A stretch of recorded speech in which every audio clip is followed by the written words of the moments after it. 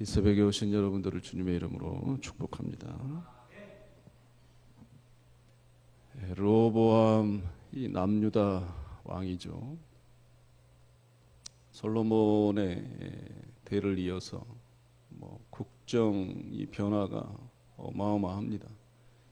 이 통일왕국에서 이제 분열왕국의 시대에 이제 접어들고, 또 어제 같은 경우는 또 이 3년의 이제 또 분기점에 경계선에 또 서 있는 또 아슬아슬한 왕이, 어찌됐든 통치 기간 3년여 동안에는 또 하나님의 말씀을 또 순종하고 나라를 다스린 그런 왕의 모습을 또 어제는 살펴보았습니다. 오늘은 보니까 이 르호보암의 통치 기간의 대부분 또 어떻게 나라를 다스렸는지에 대한 말씀을 기록을 해 놓고 있습니다. 사람의 본성, 죄성, 연약함, 연약성이라고 해야 될까요? 외면적으로 좀 부해지고 편안해지고, 또 오늘 본문에 보면 그대로 이 남유다 이 르호보암 치세에 전장에 보았듯이 하나님의 말씀에 대한 그 순종에 의한 결과가 성읍의 수축, 긍정적으로 보자면 이런 강성해지고 부국이 되고 강병이 되는 이런 상황에 이 르호보암은 이상한 이제 해석을 하는 거죠. 그래서 결국 하나님의 말씀을 버리게 됩니다. 그래서 이 시사왕, 시사의에 의해서 침략을 통한 하나님의 메시지가 또 얘기가 됩니다. 이 시사왕의 침략, 이게 오늘날 그 이 카르낙의 이제 신전에 가면 이 성벽에 이제 기록이 되어 있습니다. 이제 구체적으로 이 침략을 해와서 180성읍, 우리로 따지면 마을이죠. 성읍이라고 하니까 이제 커다란 마을일 수 있습니다. 이 180성읍을 탈취했다 그러잖아요. 그리고 이 남유다뿐만 아니라 이 기록에 보면 북이스라엘 이 성읍도 상당히 포함이 되어 있습니다. 한마디로 남유다 왕 르호보암에 대한 하나님의 어떤 치심 징계이시지만 이 전 이스라엘에 대한 하나님의 어떤 징계다라고 할 수 있을 정도로 어마어마한 이 침략 전쟁이었다라는 사실을 알 수가 있습니다. 나라가 강성해질 때 이런 전쟁을 통해서 거의 쑥대밭이 되는 거죠. 우리가 잘 아는 사실입니다. 한 나라를 지키는 것은 이 군사력, 군비, 비축, 경제력 이런 것은 하루아침에 무너집니다. 전쟁이 일어나면 다시 시작이에요. 그런 것에 의해서 나라가 안전해지고 그러지는 않습니다. 오늘도 성경에다 보다시피 나라를 지키시는 것은 하나님이세요. 그 나라가 불신의 나라건 그 나라가 하나님을 찬양하는 크리스찬의 나라건 상관없이 그 나라를 지키며 섭리하시고 그 세상의 그 역사에까지도 주관하시는 분은 바로 우리 하나님이십니다.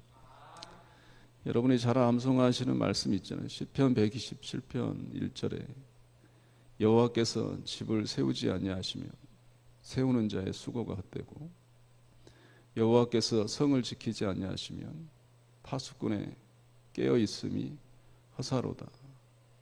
옛날 성경은 경성함이 이렇게 표현되어 있는데, 하나님께서 집을 세우시는 것이죠. 건축과 설계도 그 당시의 어떤 기술, 건축술에 의해서 지어지는 것 같지만 집을 세우시는 분은 하나님이십니다. 성을 지키시는 분은 파수꾼, 보초병인 것 같지만, 그러나 그 성을 지키시는 분은 바로 우리 하나님이세요. 여러분들의 가정과 후손들을 지키시는 게 뭐 세상의 물질, 뭐 세상의 어떤 백, 인맥 뭐 이런 것처럼 보이지만 여러분들의 가정과 후손들을 지금까지 지키신 분은 바로 우리 하나님이신 줄로 믿습니다. 지금 본장의 이 상황에 또 부러운 것은 역시 스마야라는 선지자가 있다는 거예요. 하나님의 말씀을 들을 줄 알고 이 상황에 하나님의 말씀에 순종하여 메시지를 전할 수 있는 선지자. 어제 말씀대로 그 사람이라 그랬잖아요. 바로 그 사람. 그 사람이 또 나타나서 이 엄청난 쑥대밭이 되는 전쟁을 이제 멈추게 하는 거죠. 하나님의 말씀을 전함으로 인해서. 다행히 르호보암과 온 이스라엘의 행동이 6절에 나와 있습니다. 겸비하다. 이 자기를 낮추는 거예요. 겸비라는 뜻은. 또 중요한 뜻은 겸비라는 뜻은 자기를 낮추고 자신을 낮추다 이런 뜻도 있지만 하나님의 공의를 인정하는 게 이 겸비라는 단어입니다. 겸손이라는 단어가 비슷하겠죠. 아, 참 저 사람 겸손해. 아, 저 사람 신앙생활하는데 참 겸손해. 이것은 그 삶의 그 사람의 직접적 행동을 말하는 게 아니에요. 하나님의 공의를 저 사람은 인정해.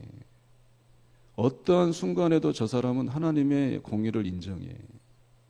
나에게 그게 재앙이든 나에게 복이든 나에게 일어나지 말았으면 하는 일들이 일어남에도 불구하고 하나님의 공의, 하나님의 그 정의, 하나님은 오르셔. 하나님은 오르셔. 이 하나님을 인정하는 게 겸손이에요. 겸손한 우리 귀한 우리 모두가 되시기를 주의 이름으로 축원합니다. 나에게 잘되는 게만 공의가 아니에요. 세상은 잘못되고 내가 잘되는 게 공의가 아닙니다. 교회만 잘되고 세상은 피폐해지고 다 무너지고 다 죽어가는 게 이게 공의가 아닙니다. 하나님의 그 공의를 잘 분별할 수 있는 우리가 되시기를 주의 이름으로 축원합니다. 결국 뭐 하나님의 이 인자하심으로 인해서 완전히 패망은 안 하죠. 근데 14절에 보면 솔로몬의 이 금방패가 놋방패로 바뀌잖아요. 여러 가지 상징의 메시지입니다. 흥왕기, 하나님의 말씀의 순종에 의한 그 흥왕기가 이제는 점점 멸망해 가고 있고 이스라엘 어떤 영적 상태도 이 금방패가 놋방패로 된 것에 대해서 여실히 보여주고 있는 거죠. 근데 말미에 보면 이 르호보암이 41세 즉위해서 17년을 통치하잖아요. 근데 말씀드린 대로 경계선의 왕이라고 했지만 3년여 정도는 뭐 겨우겨우 하나님의 편에 있는 거예요. 그러나 14년 뭐 대개의 통치 기간은 엉망이 됩니다.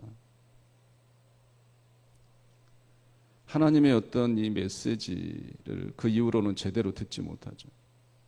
결국 이스라엘은 이제 패망의 길로 접어듭니다. 피아노에서요, 화음을 이루는 음들이 있습니다. 참 아름답죠. 그러나 그 피아노 음을 잘 들어보면 화음을 이룰 때 저음 부분에서 이 반음, 이 플랫되는 약간의 저음의 불협화음이 있습니다. 이것을 폭스 휴머나 스탑이라고 합니다. 저음의 불협화음이죠. 저음을 들어보시면 굉장히 매력적입니다. 뭐 바리톤 얼마나 멋있어요. 그러나 이 음들이 화음을 이룰 때 그 세미한 이 저음의 이 매력적인 음의 불협화음을 그렇게 영어로 벅스 휴메나 스탑이라고 말을 하는 것. 세상의 모든 문화나 세상의 모든 이야기, 속삭임들이 굉장히 매력적입니다. 그러나 그 가운데 분명히 하나님의 말씀과 위배되는 불협화음의 소음은 분명히 있습니다. 우리들의 신앙도 마찬가지입니다. 교회 생활을 하면서도 모든 이들이 다 의인일 수는 없어요. 그러나 그 신앙생활을 하는 가운데 물론 하나님의 뜻도 있죠. 그 상황과 버무려진 상황 속에서 이 유혹적인 그 모든 나에게 그 소리가 다 하나님의 공의와 하나님의 그 뜻이 수는 없어요. 여러분들의 그 귀, 또 여러분들의 그 눈, 하나님에 대한 그 뜻에 대한 민감함이 또 온전히 유지되시기를 간절히 주의 이름으로 부탁드립니다. 세상에 살아가면서도 마찬가지죠. 하나님의 그 뜻, 나에게 잘 되면 하나님의 뜻이고, 나에게 손해가 되면 이거는 뭐 사단의 시험이고, 뭐 이런 단순한 이분법이 아니라 온전히 하나님에 대한 그 말씀이 내 안에 새겨져 있어서 기준이 돼서 세상의 그 속삭임, 나에게 잘됨 속에서도 이게 불협화음이 있지 않는지, 또 나에게 있어서 어려움 속에서도 내 안에 어떤 하나님의 말씀과의 불협화음이 있지 않는지, 이런 것에 대한 민감함이 우리에게 있어야 합니다. 그것이 우리의 살 길이에요. 그것이 우리 교회의 살 길이고, 더 나아가서는 우리 조국이 살 길입니다. 오늘 이 시간에도, 오늘 하루도 그런 하나님에 대한 민감함으로 여러분들의 가정이 살고, 또 오늘도 여러분들의 가정과 후손 우리 교회를, 한국 교회를 지키시는 분이 우리 하나님이심을 깨닫고 겸비함으로 자기를 낮추고 하나님의 공의를 어떠한 상황에도 인정하실 수 있는 우리 모두가 되시기를 주의 이름으로 축원합니다.